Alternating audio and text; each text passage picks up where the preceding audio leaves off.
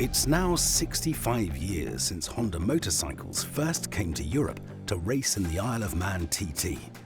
The racetrack was a vital proving ground for Honda bikes. No surprise then that in 1959, Honda turned to Castrol to supply advanced lubricants and technical support.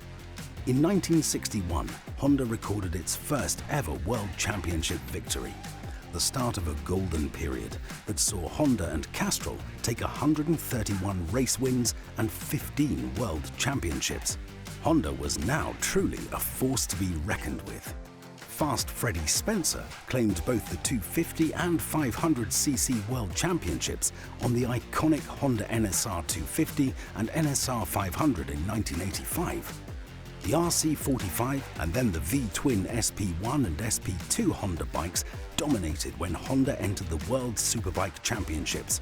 65 years and over 500 wins in World Championship events, a landmark achievement driven by technical expertise, dedication, determination, and passion for motorcycle racing. We now look to build on this legacy and create more history together with Honda.